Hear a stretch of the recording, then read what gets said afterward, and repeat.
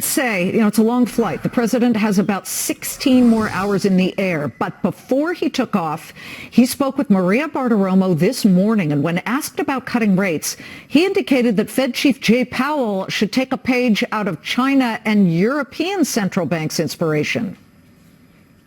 Why do we need a cut in rates if things are going so well, Mr. President? He has to lower interest rates for us to compete with China. What they're doing is pouring money into the economy, and they're lowering rates. What Europe just did with Draghi, who frankly did a great move, but he's been doing a lot of good moves. What Europe did with Draghi is they're forcing money in. We're doing the opposite. We're taking money out, and we're raising interest rates. It's insane. So if China and Europe, as the president says, are outpacing the U.S. with accommodative monetary policies, let's just look at that portion of it and ask our traders, should we be buying European and Chinese stocks? And if so, what are the top names that we should be looking at? Let's get right to the floor show. And Teddy Weisberg talking to our investor audience right now.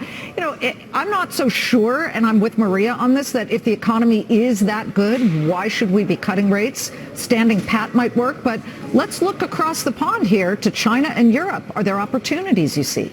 Well, I happen to agree with both of you. I don't understand why we're cutting rates, quite frankly, but, a lot of it is political rhetoric.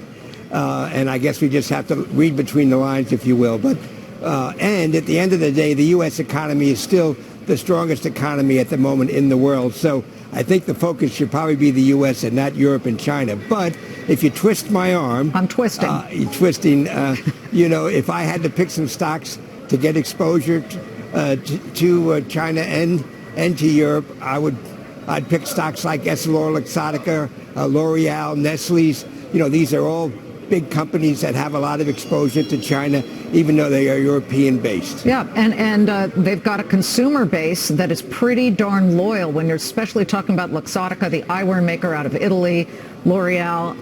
Thank you. I like those, and we did twist your arm. I hope you don't need any kind of splint, Teddy.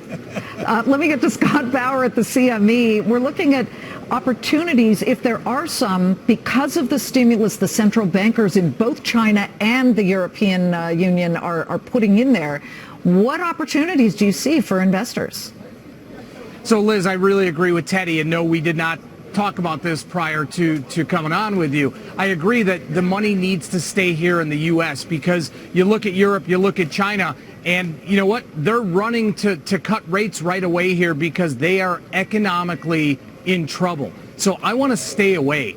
I want to have my money here. Now, is the economy, are we on great solid footing right now? No, we're not. But if I had to choose between one of the three, there's no question I want to stay with companies that are here. Now, if you twisted my arm, which hopefully you won't do, I would actually look at a stock like Alibaba because that has just so much exposure to retail, to consumer. But that being said, you got to stay here in the U.S. Okay, I'm really kind of vicious here physically. I'm whipping you guys up with the twisting of the arms. Alibaba is better by about 2% right now.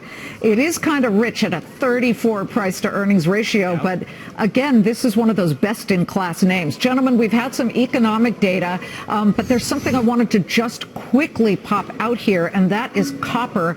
Copper, and nobody's eyes glaze over here. It's hitting a 5-week high. You know that that's a play on the Chinese economy that indicates that as an industrial metal, maybe China's economy is starting to stabilize a bit. I'm not sure about that because China has had really weak industrial output. But what do you see there, Teddy?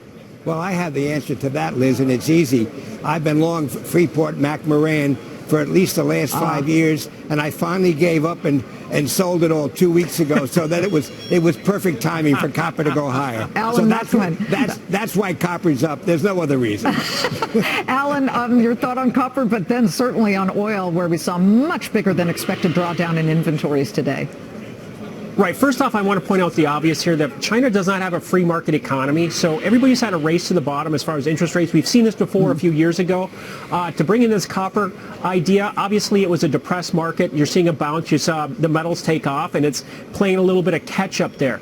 Looking at crude oil, very much the same. It's followed what's happened in the macro market, and you're getting some relief that that we're going to have all these problems solved. You saw the stock market make new highs, and the global growth slowdown concerns are lessened, and now you're seeing crude oil attacking the $60 level, which is a very important midpoint here. All right, so Alan was the only one I didn't play dominatrix on and have to twist his arm. I'm a big guy. I know. Teddy, Alan, and Scott, it's not the size of the dog in the fight, it's the size of the fight in the dog. So I may be small, but I'm tough. Good to see all of you guys. Thanks. Getting chewed out with the closing bell ringing in 47 minutes and the Dow up 45 points. Lucky Charms maker General Mills not feeling so magically delicious in